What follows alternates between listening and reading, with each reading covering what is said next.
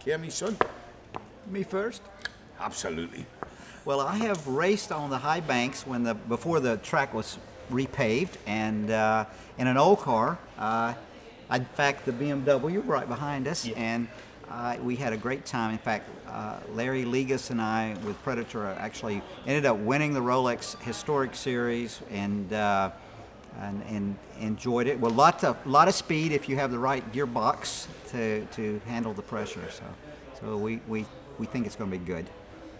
Yeah, I remember the first time I drove at Daytona, and this chap tried to help me out, and he said, Brian, he said the banking is 38 degrees, and he said what you got to try to do is, you know, the first thing you do automatically when you're driving, you want to do this, and then you suddenly go all out of kilter. I said, so what you got to do is keep your head straight, and you do that, and then you look down, and there's somebody beneath you. It's quite a strange sensation, and I mean, you get used to it after a while, but it's kind of scary up at the top, and but it's so much fun. I mean, you know, you're doing something that is different. You know, it's from a bygone era, you know, the banking from Brooklands in England and all that, and it's very exciting.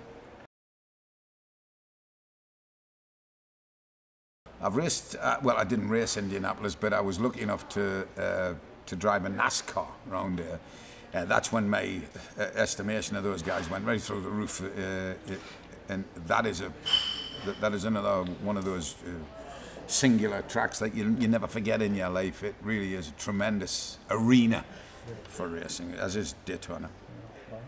Well, actually, I hadn't thought about the 3 races until I met one of your guys at Grand-Am, and they said, you know, we'd like for you to do, I think there's a new name. I think he was calling it Triple Crown, and he said, but we're not calling that anymore, calling it Triple Crown anymore. But I talked to Brian, and he said, you know what? The truth is, if we have to cancel something, we'll cancel it, but we're going to do all 3 races if you want to do it. So we're committed. Committed. Ooh-ah! Your mama.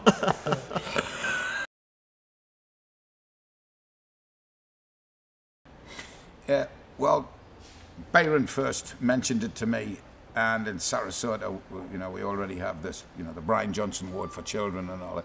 And I tend to have a bit of a sympathy for anything that help us, you know, animals and kids especially. You know, it's just not fair. Some of us are more fortunate, you know, we get through life, but, you know, when a kid's got stuff wrong with them, and you got to help as best you can, you know, without making a mawkish thing of it. Just do it, you know, just help them out. We're having fun doing this, but at the same time, if you can make other people have fun and get fun out of the fun you're having and spread it around a bit, that's pretty cool, you know. And it's just such a wonderful organization. Byron told me about it, you know, they never turn anyone away, and that's cool to me, you know. And if we can use it, if I can use my celebrity and Byron's connections to get money in, and basically that's what we're going to ask for, guys. You know, we're not kidding around, and our times are tight, but if it's 10 cents, I don't care if it's 10 cents or $10, just send it in. There's no middleman, there's no big office in New York looking after this charity. It goes straight to the hospital.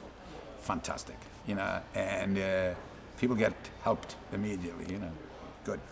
You know, that's enough. Yeah. Well, I guess the other thing too, that Brian was kind enough when I talked about doing the race, and we could probably do okay. We felt like we were decent drivers, and we talked about, Brian says, well, look, it's your hometown. Let's think about Chattanooga and a charity. And so the Austin Hatcher Foundation came up as a great charity. It was in Chattanooga, and as you can see, Brian has been kind enough to say, look, let me help you right now.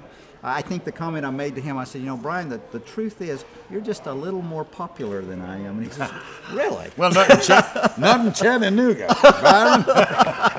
But he was kind enough to say, yeah, let's do it. Let's do Chattanooga Can Do. And let's do the Hatcher Foundation, which is in Chattanooga. And so it's just been something he's talked about on his interviews that everyone around the world has seen already.